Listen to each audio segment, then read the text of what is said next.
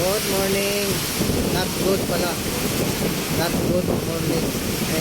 Tingnan mo, alas di tayo ngayon sa Baguio. Alas 8 na sa 4 na oras na tong tuloy-tuloy ngayon. Lalong mas malakas. Ang hangin.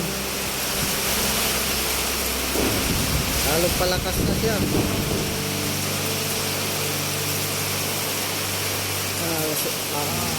4 na oras ng tuloy-tuloy yung hangin, ulan.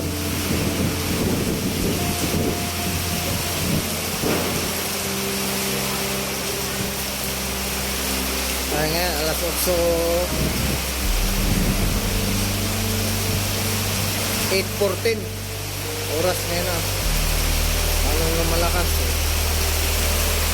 Okay.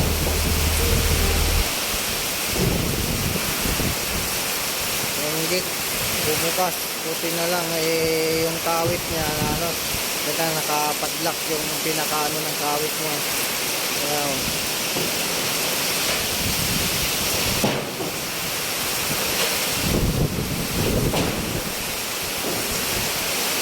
Tuloy yung lakas ng hangin.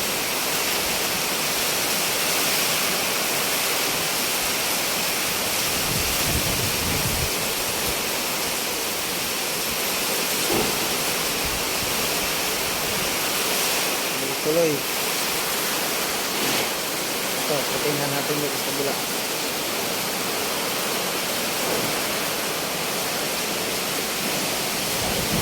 Ano?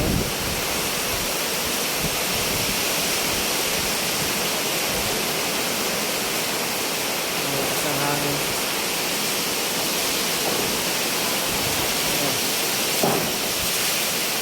Yung niyog. Nabuhal na yung naman.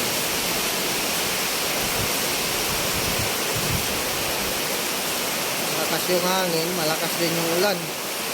Kaya sa mga malapit sa ilog, ingat at yung baha.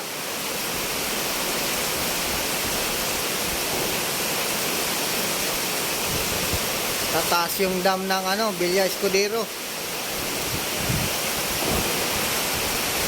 Mga malalapit sa ilog, kailangan mag-ingat, doble ingat dahil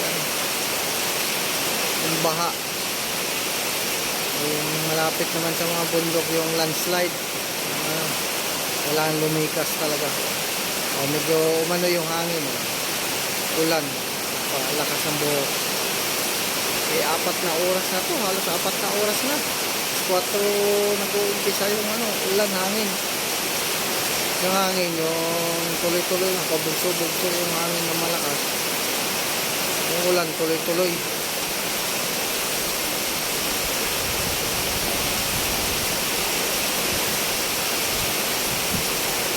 Ngayon, walang kurente, walang update tayo kung ano yun.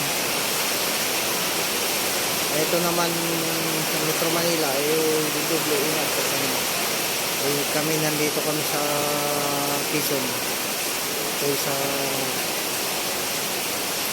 Siaong Quezon. Mas malakas yung lalo ng dinaanan ng bagyo.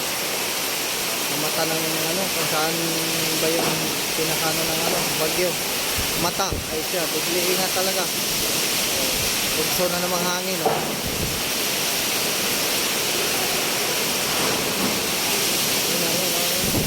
Uy!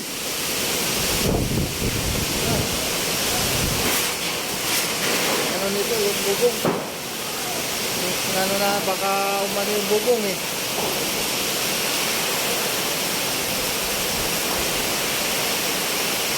Mabugso yung talaga.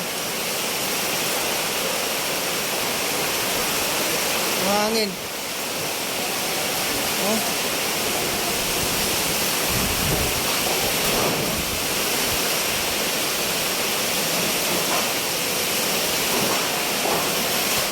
Kaya siya, yung hangin.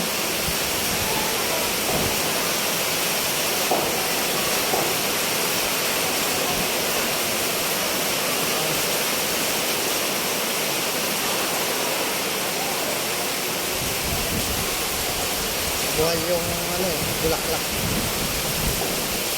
No? Ganun yung ano ng hangin. Pabigla-bigla.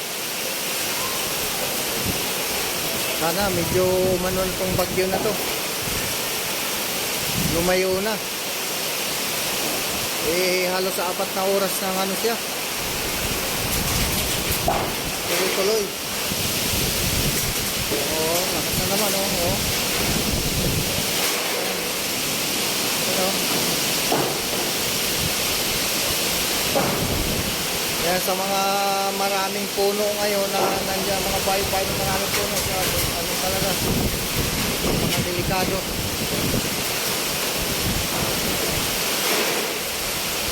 Kung paano yung hangin.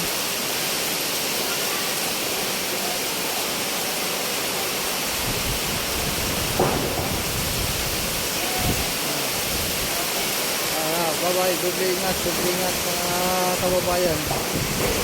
Ingat.